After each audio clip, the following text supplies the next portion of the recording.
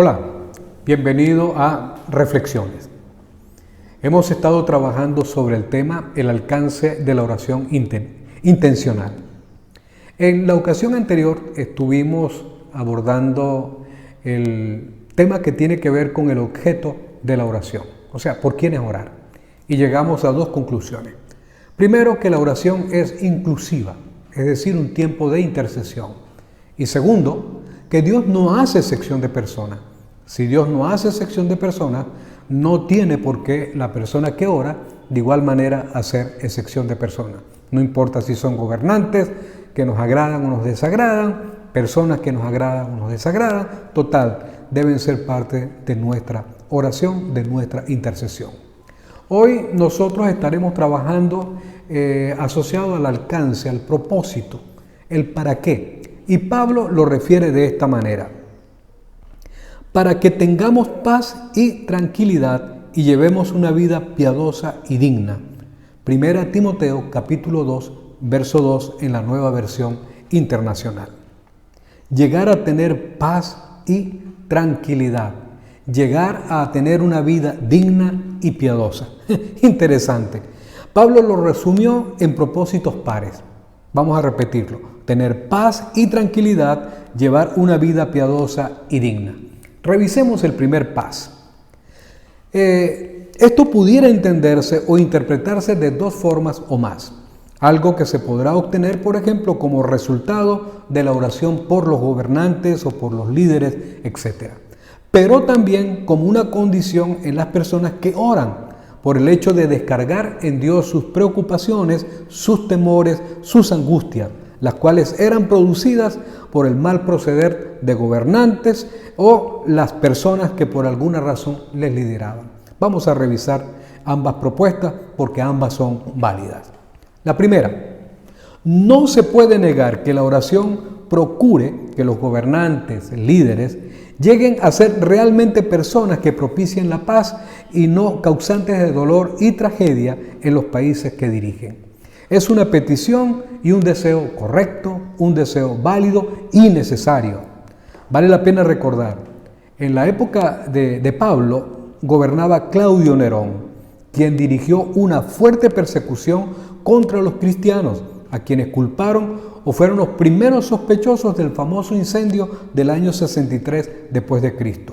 Asimismo, por la manera tan rápida que expandían los cristianos sus mensajes, al punto que se llegó a considerar a los cristianos unos bichos raros, una secta extraña. Esto es bien interesante, a diferencia de los judíos a quienes se les dejaba tranquilos. Ok, esto por supuesto causaba dolor, preocupación, temor y mucha tristeza en la mayoría de los cristianos. Así que el motivo pudo ser: Dios, cambia esta situación. Trae un poco de tranquilidad y paz a nuestra vida en este tiempo duro. Bueno, eso es válido. Pero también la segunda interpretación parte de la misma base, pues está dirigida a que los cristianos aprendan a vivir en medio de esta situación tan desagradable y en lugar de desesperarse, lo que es natural siendo rechazados, discriminados, perseguidos, estos pudieran vivir sin dejarse dominar por los miedos, pero sí descansando en la protección y el cuidado de Dios, aún en medio de ese contexto de rechazo y persecución.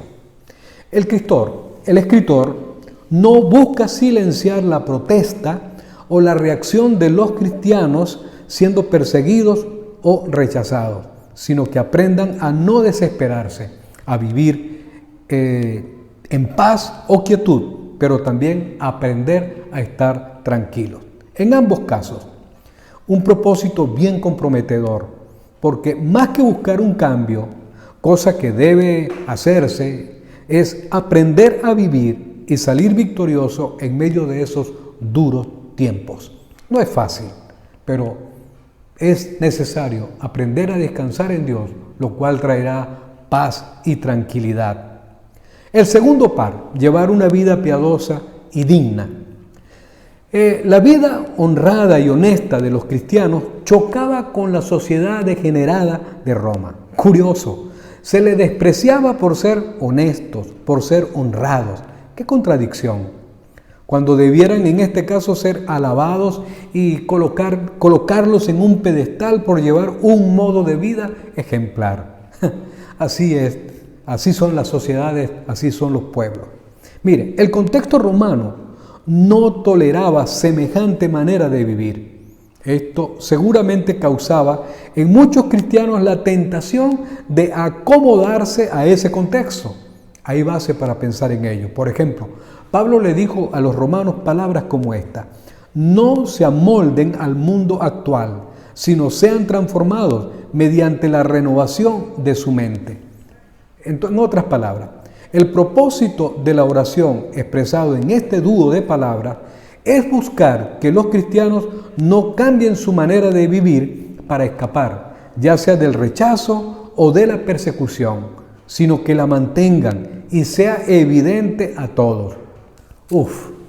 Esto no es fácil, pero era necesario que ellos tuviesen o mantuviesen el comportamiento que como cristianos tenían y no amoldarse para evitar persecución, rechazo o discriminación.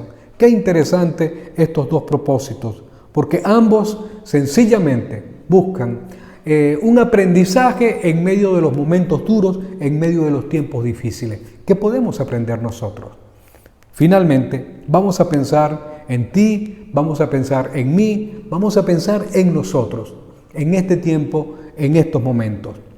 Miles de cristianos en el mundo padecen persecución por su fe, aún en países que dicen de ser de trasfondo cristiano y que por acomodarse al colectivo aprueban leyes en contra de la oración y la lectura de la Biblia en lugares públicos, centros escolares, etc. En otros países de trasfondo no cristiano, muchos son asesinados por predicar o por hacer pública su fe. Mire, tampoco podemos esconder la dura vida que tienen que llevar muchos creyentes en naciones gobernadas por dictadores y sistemas falsos, sistemas de falsa democracia que predican igualdad, pero que rechazan la diversidad, la opinión contraria. Más peligroso aún, la vivencia en un mundo aparentemente libre, en donde acomodarse para evitar no desentonar o poner la nota disonante es más fácil que mantener nuestros principios y vivencia como cristianos. En otras palabras, este propósito expresado por Pablo a Timoteo y que debía enseñarlo a la comunidad cristiana sigue vigente para nosotros en la actualidad. Y podemos aprender esto. Es no dejarse dominar por la desesperación, el miedo, ante el rechazo o la persecución si ésta se presenta por causa de nuestra fe o por causa de nuestro comportamiento correcto. No es silenciar la opresión, los desmanes de los sistemas o gobiernos injustos, corruptos, sino aprender a vivir en paz sin negociar nuestros principios. El segundo está asociado a nuestro comportamiento en medio de un mundo que choca con una vivencia correcta, honesta y que de una forma u otra discrimina, rechaza a quienes no le siguen el juego. Mire, quien ora a Dios debe parecerse al Dios que ora. Dios es honesto, sincero, justo, perdonador, no esconde la maldad, se caracteriza por la verdad. Entonces, quienes oran a Dios, de igual manera, deben parecerse a Él. Y es lo que Pablo buscó, en este caso, cuando le plantea a Timoteo estos dos propósitos y que llegan para nosotros también como pertinentes en la actualidad. Amigos, la sociedad quiere universalizar comportamientos, gustos, formas de vivir. Los cristianos, o un verdadero cristianismo, se construye en los principios de Dios, quien trae verdadera paz y tranquilidad a las personas, pero también nos desafía a ser diferentes.